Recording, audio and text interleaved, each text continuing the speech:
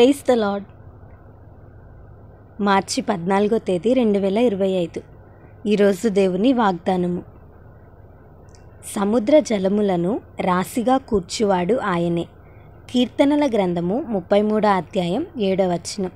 ఈ వాక్యం ద్వారా మనం తెలుసుకోవాల్సిన విషయం ఏంటంటే, దేవుని శక్తి ఎంత గొప్పదో ఈ వచనంలో మనకు అర్థమవుతుంది. సముద్ర జలములను ఒకచోట రాశిగా కూర్చేవాడు ఆయనే.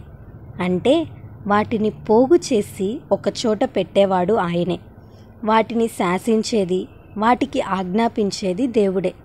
మన కళ్ళ ముందు భయంకరంగా, చాలా గంభీరంగా కనిపించే ఆ అగాధ జలములను, సముద్రాలను ఆయన శాసిస్తుంటే, నీ జీవితంలో కలుగుతున్న శ్రమలు, సముద్రం వంటి సమస్యలు, అగాధ జలముల వంటి భయంకరమైన శోధనలు ఆయన తీర్చలేడా? ఆయన అధిగమించలేడా? ఖచ్చితంగా చేస్తాడు. సర్వ సృష్టి మీద అధికారం కలిగిన దేవునికి నీ సమస్యలపై కూడా అధికారం కలిగిన దేవుడై ఉన్నాడు. సర్వాధికారము కలిగిన దేవుడు మన దేవుడు. నీ జీవితాన్ని కూడా దేవుని అధికారానికి అప్పగిస్తే నీ జీవితంలో కూడా గొప్ప విజయాన్ని ఇస్తాడు. నీ సమస్య, నీ రోగం, నీ కష్టం నిన్ను మించినదని నీవు అనుకోవచ్చు. దీనిని నేను ఓడించలేను, దీనిని దాటి నేను వెళ్ళలేనని నీవు అనుకుంటున్నావా?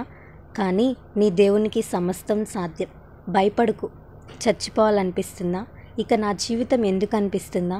ఇలాంటి ఆలోచనలు అపవాదివని గుర్తుపెట్టుకో. చనిపోయి నువ్వేమీ సాధించలేవు. అత్యంత విలువైన నీ ఆత్మను నరకానికి అప్పగిస్తావు. దేవుని దగ్గరకు రా. సమస్యలకు మరలా రూపం లేకుండా చేయగలిగిన దేవుడు.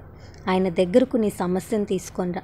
ఏ సమస్య అయినా సరే దేవుని వాక్యాన్ని నమ్ముకొని దేవుని మీద నమ్మిక ఉంచు.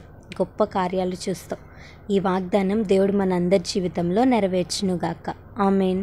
ఈ వీడియో మీకు దీవెనకరంగా, ఆశీర్వాదకరంగా అనిపించినట్లయితే లైక్ చేయండి, షేర్ చేయండి, కామెంట్ చేయండి, సబ్స్క్రైబ్ చేసుకోండి. మీ ప్రార్థన అవసరతలను మాకు కామెంట్ రూపంలో తెలపండి. మీ కొరకు తప్పక ప్రార్థిస్తాం. God bless you.